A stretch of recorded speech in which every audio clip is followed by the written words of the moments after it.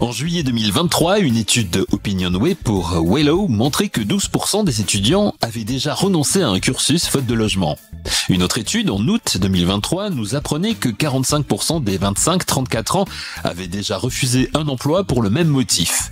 La situation est telle qu'aujourd'hui, les jeunes actifs gardent leur logement étudiant, faute de pouvoir en trouver un nouveau, plus grand. Les grands entretiens, un podcast Imo Week. L'offre locative se raréfie tandis que la demande, elle, ne cesse d'augmenter. Jean-Baptiste Mortier est le président de The Boost Society qui gère 22 résidences étudiantes. Il constate aujourd'hui que sur ces résidences, le taux de rétention dépasse les 40%. C'est du jamais vu et c'est l'objet de son coup de gueule pour Imo Week. Jean-Baptiste Mortier évoque le fait qu'il faudrait totalement décentraliser la politique du logement. Il nous explique pourquoi il pense que c'est une solution viable.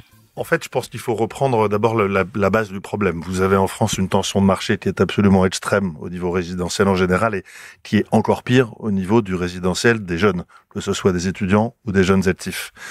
Ça veut dire que nous qui constatons et qui avons un baromètre, à partir du mois de mai, où on commence à relouer ou commercialiser pour l'année suivante nos résidences étudiantes et nos résidences jeunes natifs, on constate cette année, encore plus que l'année dernière et encore plus que l'année d'avant, une tension de marché absolument extrême, avec une rétention qui est très élevée, c'est-à-dire des jeunes qui ne veulent pas laisser leur logement, alors qu'avant ils l'abandonnaient au mois de juin, ils le reprenaient pour le mois de septembre, ils ne veulent pas le laisser parce qu'ils ont peur de pas le retrouver, donc ils prennent des risques quand même financiers de continuer à louer l'été alors qu'ils ne sont plus là.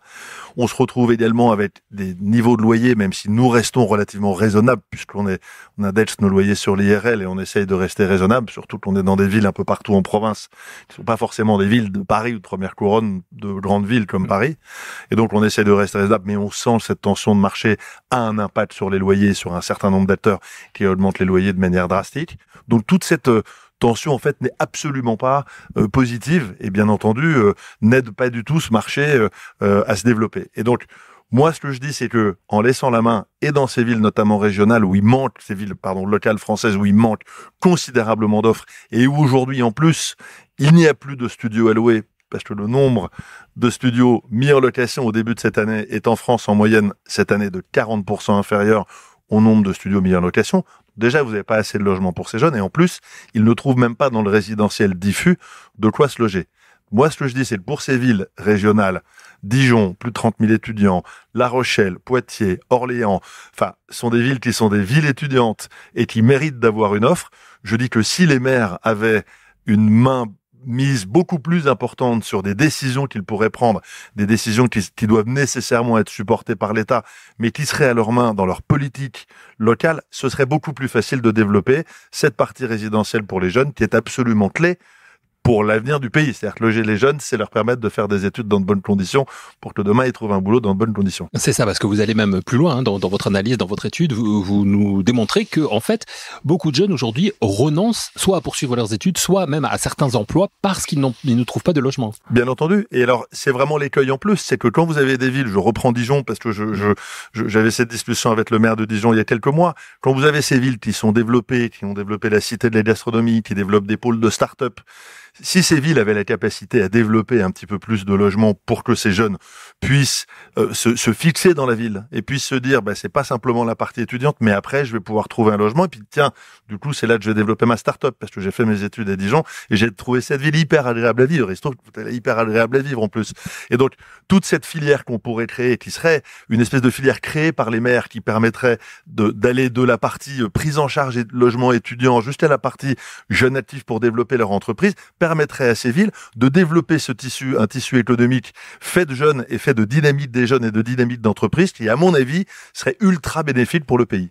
Alors, vous évoquiez aussi le taux de rétention. Vous le ressentez, vous, dans les logements que vous proposez, le logement étudiant que vous proposez, il dépasse 40% dans votre société.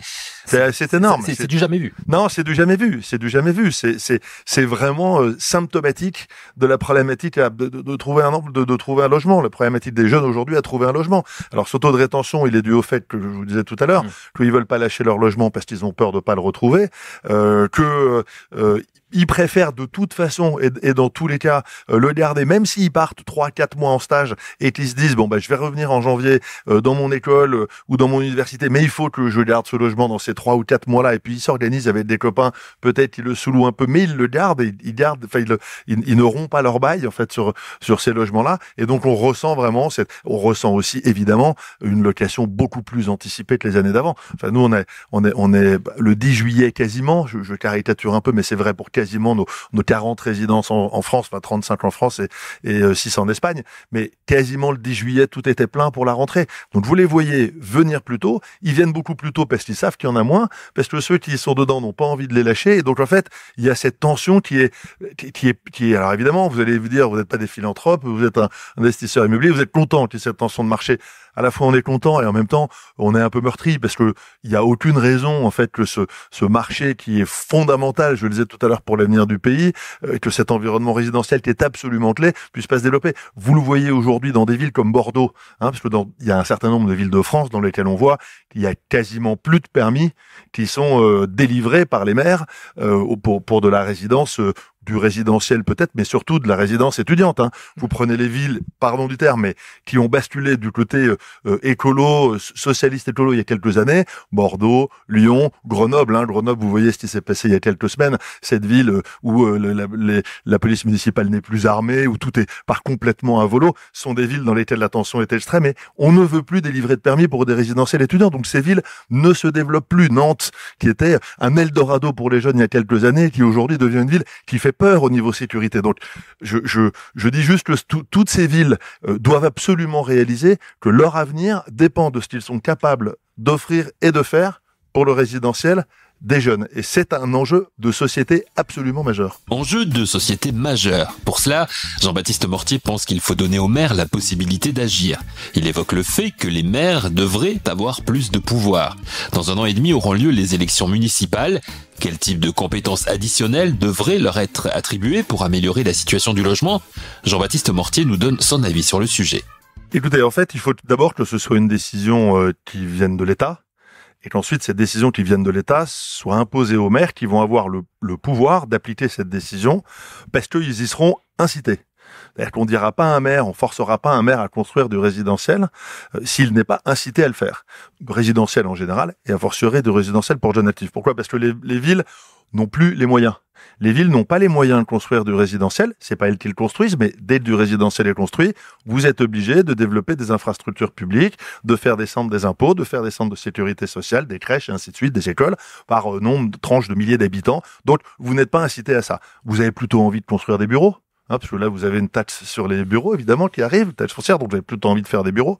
Sauf qu'aujourd'hui, les bureaux sont vides, et là, le taux d'occupation, la vacance est importante. Et les transformer en logement, ça coûte de l'argent. Et les transformer en logement, ça coûte de l'argent aux promoteurs, ça coûte de l'argent donc aux investisseurs. Les promoteurs, pas forcément, enfin, ça leur apporte plutôt d'ailleurs transformer, parce que ce sont quand même les investisseurs qui sont à la manette de ces investissements. La transformation immobilière sont les promoteurs, et c'est eux qui ont cette connaissance, mais face à les moyens des investisseurs, en fait, l'un ne va pas sans l'autre. Donc, il y a beaucoup de choses à faire. Il faut que ce soit une impulsion de l'État. Il faut que l'État se dise, on parle de résidentiel en général, mais vis-à-vis de ces jeunes, on avait 2 200 000 étudiants il y a 15 ans en France, on en a 2 900 000. On avait 7% d'étrangers, on va en avoir 12, 13, bientôt 15, 16, 17% à l'échéance 2030. On a une responsabilité vis-à-vis de cette population, d'abord française, mais aussi toute cette population étrangère qui fait confiance à l'éducation, aux universités, aux écoles françaises et qui vient chez nous. On a une responsabilité pour les loger. Il faut que l'État en soit bien convaincu, il faut que l'État explique aux maires en disant oui, ça coûte peut-être un peu cher de faire du résidentiel accessoirement. Le résidentiel pour les étudiants, vous n'avez pas besoin de faire d'infrastructures publiques, c'est pas comme le résidentiel classique, le primo-accédant. Donc, vous pouvez faire du résidentiel pour les étudiants. Faites-le, faites du résidentiel étudiant, faites du résidentiel pour les jeunes actifs, ça attirera des entreprises. Moi, j'ai la faiblesse de croire, de penser et d'expliquer aux maires que plus ils auront de logements disponibles pour des jeunes actifs, plus les entreprises viendront s'installer chez eux. Vous le disiez tout à l'heure, des jeunes refusent des emplois parce qu'il n'y a pas de logement disponible à proximité. Faites des logements pour les jeunes actifs, des environnements comme on le fait nous avec la marque Hive, lifestyle, sympa, avec des restaurants, lounge, bar, des trucs hyper sympas. Faut venir voir notre nouvelle résidence Hive d'ici les Moulineaux. Une grande salle de sport, une piscine, un espèce d'énorme lounge avec un mur à bien, enfin des espaces de vie qui sont faits pour eux.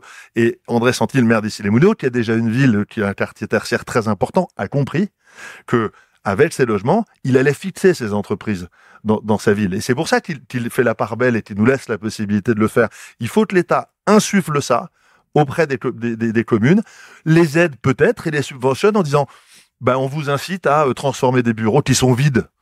Alors évidemment, un bureau vide, c'est quand même une taxe foncière qui tombe, ou une taxe de bureau qui tombe d'un investisseur qui lui gagne plus rien parce qu'il y a plus de locataires ou pas assez pour que ce soit rentable, mais ça tombe toujours. Il faut les inciter en disant on compensera ce que vous toucherez plus en bureau, mais utilisez ça pour les transformer et faites du résidentiel étudiant, jeune actif, qui va développer votre ville et développer des emplois. Alors André Santini a compris à Issy-les-Moulineaux ce que vous nous disiez. Vous avez discuté aussi avec le maire de Dijon, j'imagine avec d'autres. Est-ce qu'ils le comprennent? Qu'est-ce qu'ils vous disent? Bien sûr, mais regardez Monsieur Klosowski à Courbevoie, il l'a compris. Là, on fait une résidence, nous, de 475 lits à Courbevoie. En face, Heinz fait une résidence à Parto de 600 lits. Ils ont compris ça. Il y en a certains qui l'ont compris. Il y en a d'autres qui ne l'ont pas compris, qui n'en ont pas envie, qui ne sont pas moteurs. Peut-être parce que ce sont des bords politiques un peu trop idéalistes, un peu trop rêveurs, un peu trop utopiques. C'est comme quand on nous dit dans certaines villes, pour pas les nommer Grenoble, vous pouvez faire une résidence étudiante, mais faites une crèche au rez-de-chaussée, faites une résidence senior au premier, et faites 3 lits de résidence étudiante du 3 au 6, puis après vous faites une résidence jeune actif au-dessus. Faites de l'intergénérationnel. Ça marche pas. Si ça marchait, on le saurait et on le ferait. Donc c'est un peu d'utopie. C'est un peu d'idéalisme. Donc à un moment, il faut juste se dire, bon, voilà, on a besoin de loger des étudiants, on fait des résidences étudiantes. On a besoin de loger des jeunes actifs, on fait des résidences pour les jeunes actifs.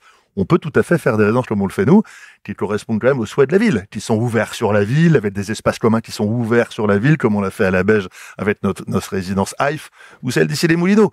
On en a 3 autres en construction, une dans Paris, dans le 18e, avec Lean City. On en a une autre en construction à Vélizy, qui va ouvrir l'année prochaine. Donc ici, on y croit à fond les ballons. Moi, je vous dis même que Donc c'est une solution, c'est quelque chose qui... Mais bien sûr, le co-living pour les jeunes, le co-living jeune actif aujourd'hui, c'est un moyen pour un maire de fixer des entreprises dans sa ville en proposant des logements hyper sympas et lifestyle à des jeunes 25-35 ans que les entreprises pourront recruter. Si, c'est une solution absolument formidable. On peut bien sûr réfléchir avec la ville sur ces sujets, mais il faut beaucoup plus de pragmatisme. Nous avons depuis quelques semaines une ministre du Logement et de la Rénovation urbaine, Valérie Létard. Le Premier ministre, Michel Barnier, dans son discours de politique générale le 1er octobre dernier, a évoqué le logement et donné des pistes pour tenter de pallier à la situation que dénonce aujourd'hui Jean-Baptiste Mortier sur le manque de logements disponibles. Quel message souhaite-t-il adresser au gouvernement sur le sujet? Jean-Baptiste Mortier.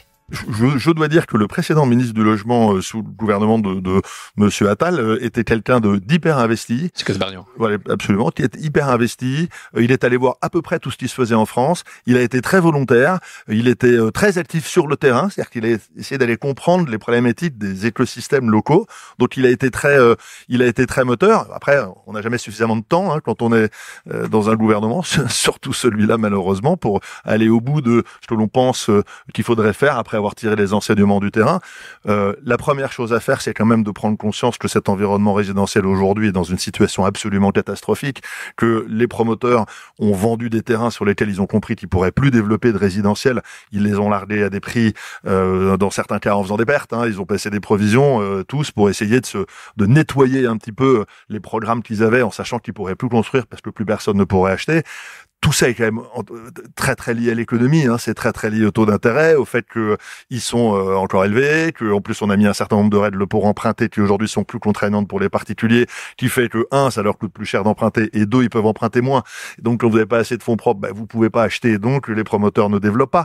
Il faut essayer de recréer cette dynamique. Et puis je pense vraiment vis-à-vis des jeunes, il faut en prendre conscience. On peut pas Monsieur Macron ne peut pas dire qu'il a conscience de ça et lancer un plan 60 000 logements pour les étudiants, alors que vous avez une tension de marché aujourd'hui de 1 lit pour 15 étudiants en France et dans certaines villes, 1 lit pour 25. Je veux dire, et 60 000 logements étudiants en 5 ans, où on en a fait probablement maximum 30 000. C'est une absolue blague. C'est-à-dire qu'on peut pas à la fois défendre non plus les startups, la nouvelle économie et dire super, la French Tech c'est formidable, et puis derrière ne pas être conscient que sans cette offre de logement, la French Tech, elle va aller faire sa French Tech aux États-Unis, là où elle est capable de se loger, éventuellement de se financer même peut-être un peu mieux. Donc, il faut que le gouvernement, il faut qu'ils aient conscience de ça. C'est plus un programme. Alors évidemment, les programmes de défiscalisation ont marché historiquement. Réfléchissons-y peut-être. Je suis pas un grand fanat de la vente à la découpe, pour tout vous dire, parce que je trouve que ce sont des logements qui sont relativement impersonnels, loués par des tiers pour des propriétaires qui font de la défisque, ils ont même pas vu ce qu'ils avaient acheté. Donc je suis pas sûr que ce soit la bonne défisque. En revanche, un outil de défiscalisation serait intéressant. Évidemment, inciter les élus et inciter les investisseurs à relancer des programmes de logement. C'est un vrai cri d'alarme que vous poussez là, et vous n'êtes pas tout seul. Hein, la situation est dramatique. Enfin, on en parle nous avec tous nos amis promoteurs. On travaille avec tout le monde, avec Eltaria que j'ai dit, Memri, Eiffage, Lincity, Vinci, Bouygues, évidemment, tous les plus grands. Donc, on en parle avec eux. Enfin, je veux dire, on échange, on est tous liés. Hein. C'est-à-dire nous, l'investissement, nous on investit entre 200 et 300 millions par an quand même dans le logement étudiant. Donc c'est pas rien. On est quand même un acteur majeur. On avait une résidence en 2017, on en a 40 aujourd'hui. Donc et entre 200 et 600 lits. Donc autant vous dire, on a 8500 lits ouverts. On en aura 11 005 dans 3 ans. On ouvre 5 résidences cette année. Donc on est un acteur majeur et on est donc complètement alliés avec nos amis promoteurs pour essayer de faire comprendre ça et de crier un peu, de dire faites attention. Parce que sans logement, il n'y a plus d'économie, il n'y a plus d'activité, il n'y a plus d'entreprise. Et il y a urgence aujourd'hui. Il y a une urgence absolument majeure. Alors peut-être que je vais un petit peu loin en disant ça, mais ça c'est mon tempérament de toujours en dire un petit peu trop, enfin un petit peu trop, mais je pense vraiment le fond de ce que je dis. Hein. Attendez, vous avez un studio de 30 mètres carrés à louer à Paris. Vous le mettez en location le matin sur 2-3 sites, même sans agent, Le Bon Coin et d'autres, vous allez avoir 250 appels dans la journée. 250 appels. Alors, il y a un effet, évidemment, post-JO où les gens ont récupéré leur logement pour les louer pendant les JO en pensant qu'ils allaient gagner des fortunes. Je ne sais pas si ça a été le cas. Il y en a sûrement certains qui ont réussi à tirer leur épingle du jeu et qui n'ont pas encore remis ces logements dont ils sont propriétaires sur le marché. C'est peut-être ce déficit d'offres un peu qu'on ressent aujourd'hui. Mais déjà l'année dernière, vous regardez en mai, juin, juillet, avril, mai, juin, ce qui se passait, c'était dramatique.